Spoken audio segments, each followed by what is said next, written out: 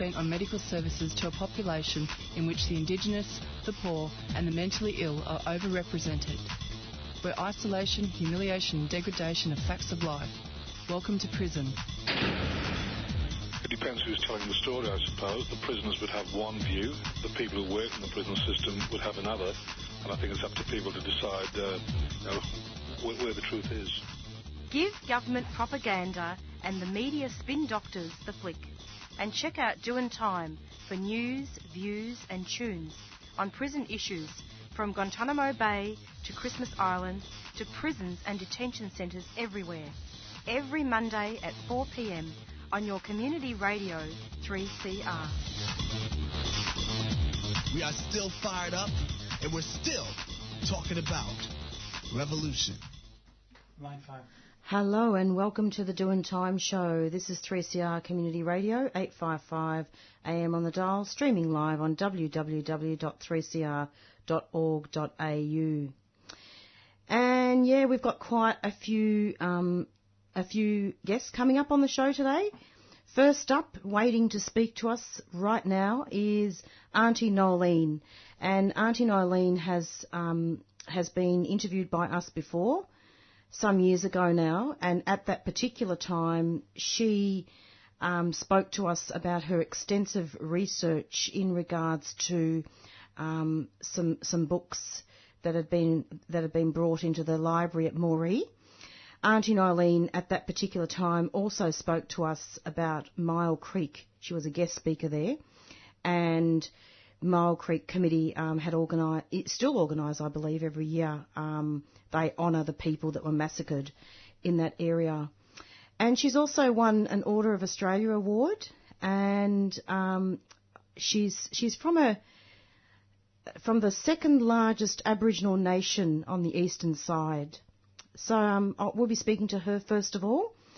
But before we do that, before we put her through, just quickly, I wanted to also introduce our second guest who'll be coming on later, and that's Phil from the Stolen Wealth Games, also called the Commonwealth Games, of course. But the Stolen Wealth Games has been a name that's been adopted because of the fact that there's been so much going on in terms of colonisation and many, many other issues which we'll discuss with Phil, namely looking at protest and how protest and civil liberties have been eroded on the Gold Coast, and also about how Dylan Voller and many other people have been arrested as well. So we'll talk about that and some of the heavy-handed police tactics that are happening over there. And then after that, last but not least, we'll speak with Angelica from the Refugee Action Collective, and she's going to give us some background information about Manus Island and some of the updates that have been happening in terms of refugees and asylum seekers. And she'll do a report back on a protest that happened on Friday in regards to asylum seekers and refugees. So let's now cross over, hopefully, to Auntie Noelene. Hello, Auntie. Hello. It's lovely to have you, Auntie Noelene. It's lovely of you to have invited me onto your program. Thank you, Governinda. With great pleasure. So I'm wondering, Auntie, if you could just talk a little bit about the land you're from and then maybe speak about some of the work that you've been doing. To start with, I am of Gamilaroi, and I come from the Gamilaroi Nation, which is the second largest Aboriginal nation on the eastern side of Australia. And my people, the smaller family group of the Gamilaroi, are from the Kumbri, who lived at Terry High. It was about 60, 70 miles out of Moree back then, and it was where the government set the first Aboriginal reserve in 1895, where nearly all my people were rounded up and made to live on. No houses or anything like that, but they were expected to be controlled from this reserve. My granny Lizzie was the head of our family back then, and she was born Gamilaroi, and she was born in an area outside there was no names for the places back then, just the place of Waterholes Springs, which is outside of Moree, going towards Narrabri in a little place called Edgeroi. Fantastic, and that's a great introduction. Thanks for that. Now, I believe you've been pretty busy, and I was speaking in my introduction about Myall Creek as well. That's still happening, isn't it? I was a member of the Myall Creek Committee. Sadly, I had to resign because I can't travel. I've got to cook back. Of course. But while I was on the committee, it was the worst massacre to ever have been carried out on Aboriginal people in Australia. And every 10th of June, or the day that is closest to the 10th of June, people come from everywhere to Myall Creek. And Myall Creek is just outside of Bingra, and Bingra is not far from Moree. It's about, I guess, about an hour's drive from here, maybe a little bit more. But people come from everywhere each year to of the anniversary of that shocking massacre of 28 people of Weerarai. The Weerarai people were also part of the Gamilaroi Nation, and the Gamilaroi were part of the Kamilaroi. So it's a bit confusing, but once you know who you are, it's quite easy to rattle off your tongue. Absolutely. And we were speaking the other day, Auntie, about some of the work that you've been doing with the cemeteries. Can you talk about that? Well, I think what I have to explain is that when I was growing up with Granny Lizzie, I was born in Granny Lizzie's tin hut down on the Myall River here in Moree. And when my parents married, they built a little tin hut in front of hers, and I was born in Granny Lizzie's hut. And Granny Lizzie was a great influence on my life for the short time that I knew her. She died in 1954, but she was born in around about 1884, 85. Yep. And when she died in the Aboriginal section, the segregated ward at the back of the Moree Hospital, Dr. Hollingworth guessed her age to be about 98 to 101 years old. So I'm speaking with reverence about my Granny Lizzie, who was our elder back then. Even our parents had to take notice of her. She was our elder.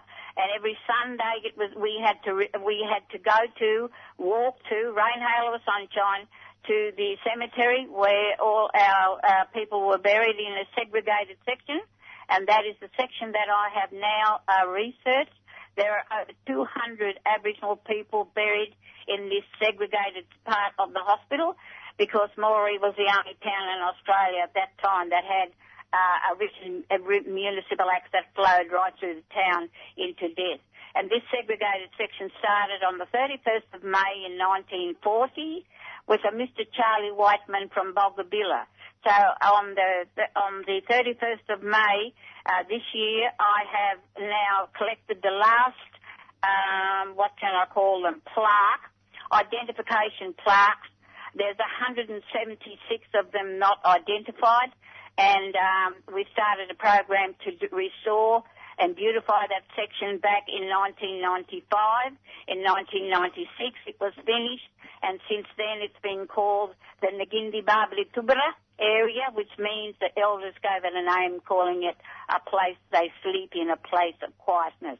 I have researched for over 33 years, and I have found all that I could find buried in that section. That's so important, isn't it? And it is. And what will happen now, do you think? Well, on the 31st of May, I've just picked up the last of the plaques. We're going to have a plaque laying service with the high school's students and Aboriginal elders and dignitaries here from Moree. We'll all meet down there on the 31st of May, and we will start laying the plaques, and we will be identifying all those graves that have not been identified during the 77 years ago when it started, and it's been closed for 50 years. So from 1940 to 1968, there were over 215 people buried, Aboriginal people buried in that section. So you mean that it was segregated from everybody else? Yes, it was. Yes, it was, if you were of Church of England faith. And the majority of Aboriginal people back there were Anglican, and they all walked off the reserve at Terry High, and they came to Moree to escape having their children being taken. White men would ride in on horseback onto the reserve, and they would just take the children. You've heard of the stolen generation. They took 4 in one day. So all those people who were left at the reserve from 1917 to 1924, they all started to walk off the reserve away from the manager, and many of them without shoes even at that time. So they walked, and the majority of those families stayed here in Moree, camped here in Moree. That's my mob. And then a lot went over the border into Queensland. So there is also a burial ground at Terry High, and I have researched that. I found 45 people buried out there, and they are what I call our traditional people. You've got Kurragundai Joe buried out there. He was king. He had a breastplate as king of the Myall. You had Mr. Barlow, our King Billy Barlow, and his Queen Maggie. They had breastplates. They're buried there. You've got a soldier from World War I buried out there. No graves. No identification. There's over 45 of them, so I've got a sign outside of the area where they were buried, and it names all those people that I have researched and found buried out there. You know, Auntie, that's most embarrassing. I mean, not embarrassing for the Christians, you know, at that time, who were quite happy to preach the name of Christ to Aboriginal people, and yet they were segregating them and not identifying them. I mean, how's that? Yes. Well, when I came, I moved away because my husband and I flatly refused to rear our children and have them treated like we were. Oh. And we didn't want them to grow up in a town where the colour of your skin and the way you lived in the Aboriginal camps determined your way of life. So we moved away. I came back in 1983. I got a job in the nursing home here, and I was just appalled when I went down the cemetery because it's still stuck in my mind about Sunday, you know, with Granny Lizzie having to walk all the way through the cemetery. And God love her, this is why I think I have started all this work that I've completed now at that cemetery. So Granny Lizzie is a figure right behind and pushing me. So at that time, it was really, really bad living in Moree. So the segregation, the Catholics were buried in, those who are of Catholic religion, they were buried in their denominations. There was Catholic, Presbyterians, but the majority of them were Church of England. Maybe I better not say my comment any further. But don't want to get yourself into trouble, girl. Look, the genocide. It's the genocide, isn't it, Auntie Noelene? You well, know? I don't know. I don't get too political, wrapped up in the politics. No. But it's not really about being political. You know. I just go with the flow. Yeah. You know, I mean, there's things that you've got to do, and I find that all those people should not be forgotten. They should not be forgotten. You got Dave Cambardlow buried there, and you've got people like who we knew and we had to be polite and respectful to. You know, our elders. They're buried there, and all the little babies that were lost. There's over 100 babies buried there because there was no health scheme. There was the women, you know, there was no humidity crib when they had their babies in the segregated ward. There was no humidity crib. You know, there was no refrigeration. You died one day, you had to be buried the next. You know, it all sort of it's just mind-boggling to think the poor things. You know, the poor things what they had to go through, and they're my people. They're my people. That's right. I've got to do something. I've got to have them identified. I don't want them to be forgotten. But that's not being political. That's honouring your people. That's not being political. Yeah. You're honouring your people. Some people, when you start talking about the past in a certain town, like here, you know, people don't like it. They want the tourism. They want, you know, but they don't want the past brought up. That's their problem. I'm afraid that's exactly what I was going to say. That is their problem. What happened in the past, you cannot change history to suit people. And what happened in the past happened. I lived it. Yes. I lived through it. And I can comment and I can talk, and I've published 3 books on the Gamilaroi people here in this community. I've published Wanangali, I've published Burrawalai, and I even went as far as publishing a book for my withering warriors, called Go You Rangs, and that's the Boomerang Football Club. They formed their own club back in 1981 because they couldn't get games, so they formed their own club, and they're still going today. How can we read those books? You can get them from the library or you can get them from the Dian Centre. I founded the Dian Centre back in 1995 when I started getting all these programs through. I instigated an Aboriginal historical group from our community, and we started tapping into money.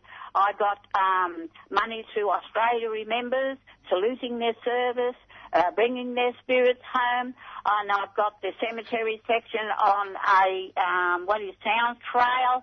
I've done all that because I don't want to see our soldiers forgotten. So I worked in with war veterans, and we've got every soldier, Aboriginal soldier that joined and served in the Moree, buried in the Moree cemetery. I've got them a monument and I've got them a plaque. Good on you. I mean, look, lately I've had such a sense of urgency to interview older people like you. It's very important. See, and we also have there in that area, in that burial area that I'm still restoring and identifying graves, I've got a tranquility there in honour of all those servicemen, and all their names are on a plaque there. And there are other services that we had. There's a plaque there. The Guida Family History Group, the non-Aboriginal group here, they helped me. You know, there was just so many people who were so willing to come forward. Yeah. And I thank them from the bottom of my heart for holding my Aboriginal people's interests at heart. I went on the internet and I got through crowdfunding. I got enough money to be able to pay for all these plaques that I've got here now sorting through. There were 7 sections, and I'm sorting through all these now that have to be identified by the high school students. They'll be putting them all down onto the graves on the 31st of May. Wonderful. Auntie Noelene, thank you so much for coming onto the program, and I'd really like to interview you again at some stage, maybe towards June perhaps. It'd be great to have you back on.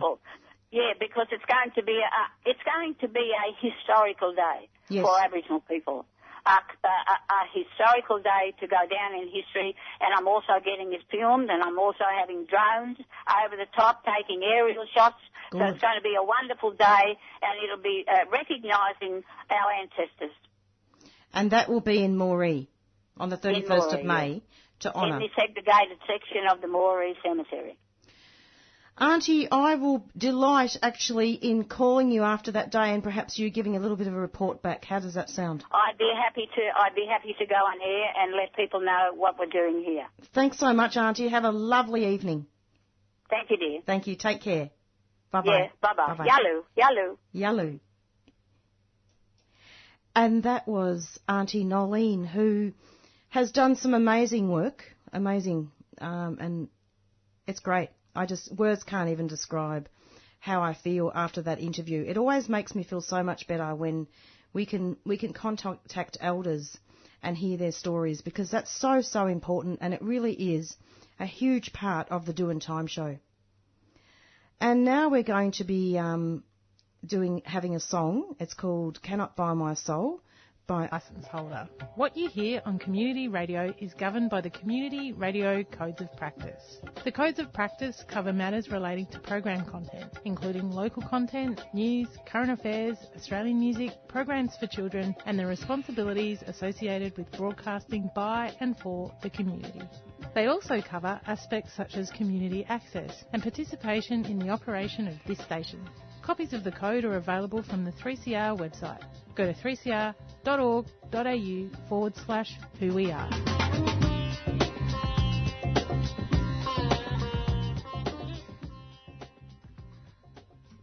And what a miracle. My producer was able to perform a miracle here and get on to Chris Breen. How are you, Chris?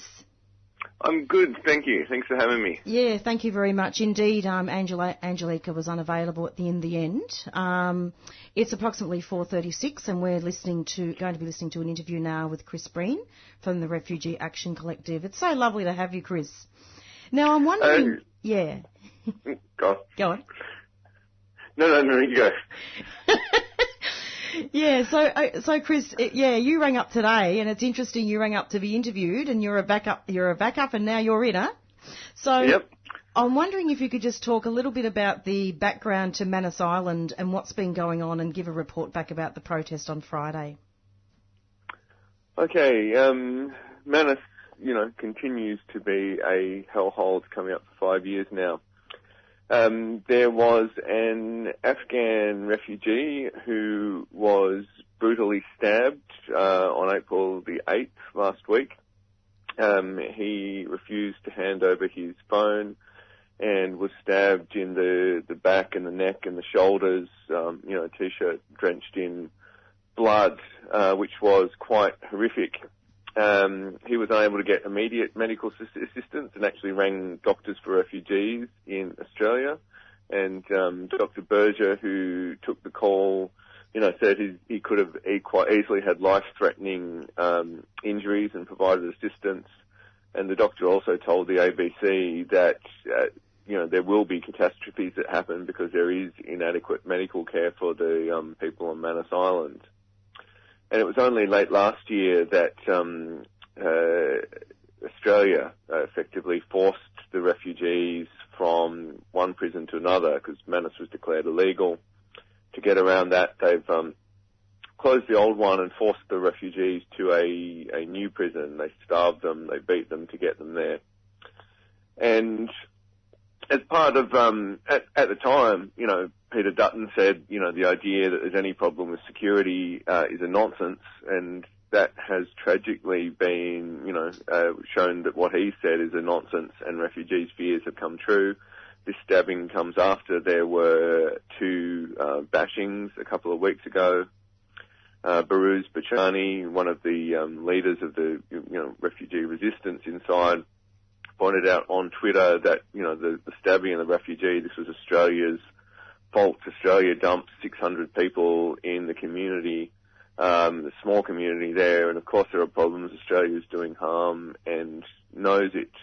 So we had a protest outside the immigration department, small protest, calling for the Afghan refugee to be brought to Australia for treatment, and for all of the refugees who've been forced there to Manus to be brought to Australia. Because as I said, it's been 5 years almost since that they've been there, and the United States deal is interminably slow. It wasn't a solution for the Afghan refugee.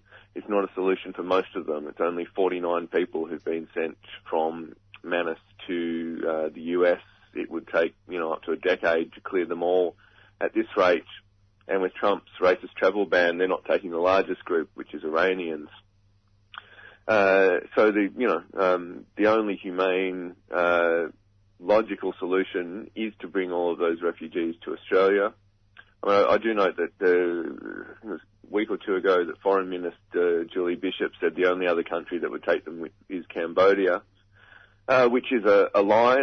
New Zealand's offered 150 places per year, but the coalition government won't even accept that. Terrible. It is. And I guess the other tragic news in the last couple of days is on Nauru, the 10-year-old who had attempted suicide several times, was finally ordered by a court that she be brought to Australia. But, it's reprehensible. It's beyond words that lawyers have to go to court to get treatment for a, suicidal 10-year-old. That a 10-year-old should be suicidal in the first place is just an indictment of everything that Australia is doing. It's beyond time that the camps were closed. It is indeed, and in fact, wasn't there... Okay, so this is not the Manus Island that was there before, was it? This is actually another Manus Island, which is even worse. Didn't they transfer them, the asylum centre? Yeah, so the original detention centre was built in the middle of a Navy base. They've now been moved to 3 different locations, in Lorengale and Hillside House. The locations don't have the same sort of security. They don't have adequate food. They certainly don't have adequate medical services. The medical services are only available in the day, out of hours. They're told to go to Lorongo Hospital. They've got to walk like 10 kilometres to get to the clinic. And a lot of the refugees, there's over 50% of them that have serious mental health conditions. Like doctors have started to write about I forget the word, a new condition which has, been developed which as a result of detention. And they don't have access to the medications they need. It is, there will be more catastrophes, before the centres are finally shut for good. Yeah, look, it's pretty deplorable, Chris, and I hope you don't mind, but I have kept you on here a bit longer because, there's just so many issues to consider here, namely that also that this particular responsibility is really towards the Australian government, isn't it? Aren't they paying for all this care? What are they doing? Yes, it is the Australian government. I mean, it's cost the Australian government, according to government audits, $10 billion over 4 years, at the same time as they're savaging health and welfare and education. It's an extraordinary expense. To have refugees processed in the community on the Australian mainland, like happened before 1992, with the right to work, would cost, a tenth of that amount. And Australia, Peter Dutton has tried to say for a long time that no, it's PNG's responsibility, no, it's Nauru's responsibility. But there have been plenty of court cases, and the court case in Australia with the, 10-year-old coming to Australia shows that it is Australia's responsibility. The courts understand that very well. The Papua New Guinea government says it's Australia's responsibility. Papua New Guinea has actually set up a task force now to try and negotiate with Australia to get the men off Manus Island. Australia needs to stop bullying its neighbours and to accept responsibility for the refugees. So the child is in Australia now? No, the child, the flights had not been booked. That may have changed since I saw the news last night. But as far as I understand, the child is still on Nauru. Hopefully that's changed, but I'm not sure. So getting back to the Afghan refugee, so he was repeatedly stabbed in the shoulders, back and neck, wasn't he? With a screwdriver? Yeah. A screwdriver, right? After refusing to hand over his phone. Why would they want his phone, for goodness sake? It wouldn't be an iPhone. It wouldn't even be worth stealing, would it? I don't know what sort of phone it was. I mean, I'm being sarcastic. Manus Island is an impoverished community. Yes. Like one of the things that lay behind the original attacks that killed Reza Barati was some of the resentment about, the locals in the detention centre get something like $1 an hour. I forget the exact amount. Sure. Whereas Australians can get over 100,000, 150,000. And because there was the compensation case, so the refugees have ended up with small amounts of money each, $10,000 or something when it comes down to it. Some of the locals think, okay, the refugees have got money, and so that creates problems as well. Oh my God.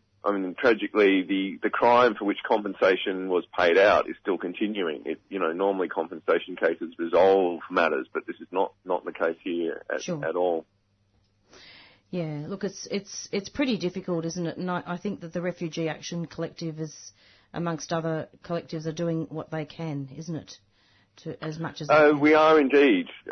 We did not intend or hope to be here so long fighting this battle.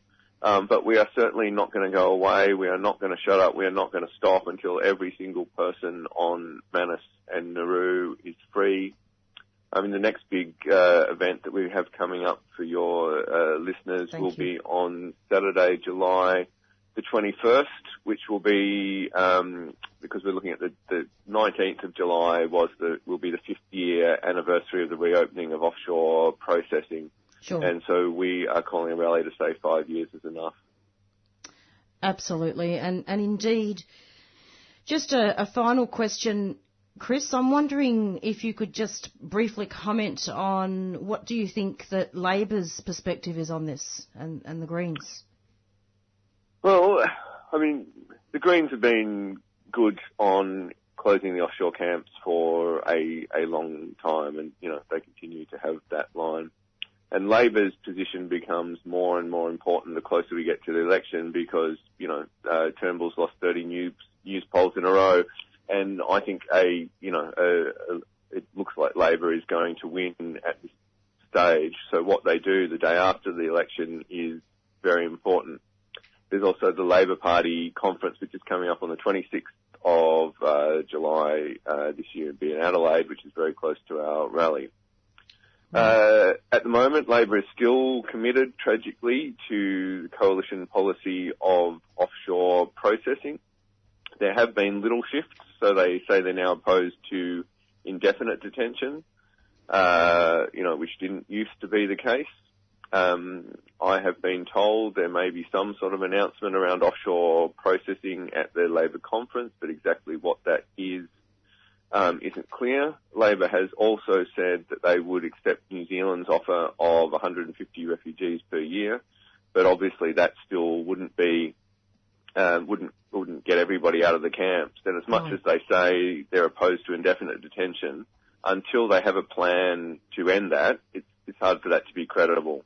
Because, you know, the coalition has spent 5 years talking about third country deals. They're not there. I don't think Labor's going to be in any position to do that any better. And until they can say, bring those refugees here, we will take them, it's not going to be enough.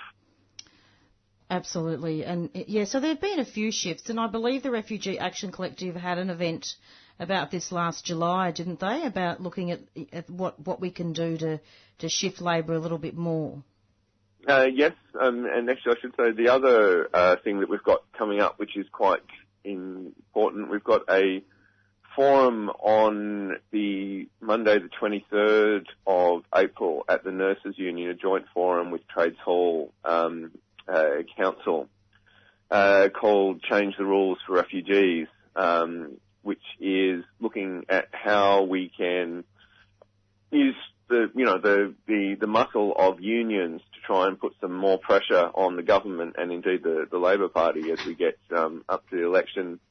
And so we'll have a couple of speakers, Matt Kunkel from Trades Hall, Taki Azara, who's a Hazara refugee and a National Union Workers organiser and a former teacher from Nauru. So we'd really encourage people to come along to that, 6:30, 535 Elizabeth Street at the Nurses Union building there. And so some of that will also touch on, how we can put more pressure on Labor to change its policy as well.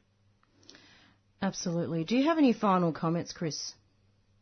Maybe just one thing. I just want to pay my respects to Jill Rosbecky, who passed away recently. She was a long-time refugee campaigner. She worked for the Uniting Church and was involved with Labor for refugees. She was involved in the Palm Sunday organising from the very beginning, and passed away over a period of illness. And it's been I guess it's a tragedy that she didn't live to see the camps closed. But when they finally are, and the history of those camps is written and the crimes remembered, she will be remembered as one of the lights who shone against the darkness that we've witnessed. It is darkness, isn't it, Chris? And how long was she a campaigner for? She'd worked with refugees for over 15 years. I'd known her for about 5 years since she got involved with the Palm Sunday Organising Committee and the Refugee Advocacy Network. Wonderful. And while I've got you here on the phone, Chris, could you just quickly talk about the meetings and how people can get involved with the Refugee Action Collective? The Refugee Action Collective meets every Monday. We've got a meeting tonight if anybody's in the city. We meet every Monday, 6:30 p.m. at the Nurses Union, which is 535 Elizabeth Street in Melbourne. If you turn up a bit late, press the button, or you can call my number, which is 0403 013 183 to get in. Well, it's good that we've got good communication, isn't it? That's terribly important, which is more than I can say for communication between the Australian government and the refugees. Indeed. Thank you so much, Chris, for coming onto the program at such short notice. Thank you very much. Thanks once again for having me. Take care. Bye-bye. Okay, bye. Bye-bye. And that was Chris Breen from the Refugee Action Collective, speaking about refugees and asylum seekers and talking about quite a few events that are coming up. Mark your diaries, listeners. If you wish to refresh your memories, there will be a podcast coming up about the Doing Time show this week sometime. We do have a podcast every week. It's approximately 4:52. I also forgot to announce one of the songs that we had, and that was it was called Fire by the Warumpi Band. And I wanted to thank our guests this evening. I wanted to thank, first of all, Auntie Noelene for dedicating her time to the show, and also to Chris Breen. Not sure what happened with Phil. I'm going to give him a call after this, or give someone a call to see if he is in fact safe. There are lots of heavy-handed tactics that are being employed by the police on the Gold Coast during the Stolen Wealth Games, although I believe they're just about over. I'm just going to do a quick announcement and then we'll say our goodbyes. 3CR programs provide information and analysis you won't hear in the mainstream. Today we'll be looking at the legacy of the US war on Vietnam, on Laos. And as far as corporate capitalism is concerned, it is the worst political and economic system that you can have. Our laws about jailing refugees and asylum seekers are so well crafted. Sex is not irrelevant, and we like who we are, but we don't have to be imprisoned by our gender. Become a subscriber today. Call us on 9419 8377 or visit 3cr.org.au. 3CR, the voice of dissent. And you're back with the Doing Time show. It's approximately 4:54. Just wanted to actually formally thank our producer Rob on air for doing a fantastic piece of producing this afternoon. We had quite a few technical difficulties in terms of trying to contact interviewees. So that's great. And pretty soon we're going to be going out with our theme song, Black Fella, White Fella, from the Warumpi Band. And we'll go from there. Now, this Monday coming up, I just wanted to let people know, I believe it's the 21st of April for our show next week. It's going to be our special memorial show for Uncle Ray Jackson, and as people are aware, Ray Jackson passed away, I'd say about 2 years ago now, in 2002 or 3 years ago. I'll have to get the exact date of when he passed, and we're going to be doing a special show for him on the anniversary of his death. And as you're aware, he was on a permanent fixture on our show. He was on our show just about every week when he was alive, and he was very much committed to Aboriginal deaths in custody and other, very many other issues that he campaigned on. And he was very much instrumental in bringing people together. And as he used to say, black, white or brindle. So I'm already preparing listeners for next week, the 21st of April. Our show is on every Monday from 4 till 5. But do listen in this Monday from 4 till 5. And if you can't listen into the show, there will be a podcast. So it's goodbye from Marisa, and we're going to have to leave you now, and stay strong and stay safe. And we're going to be going out now with Black Fella, White Fella from the Warumpi Band.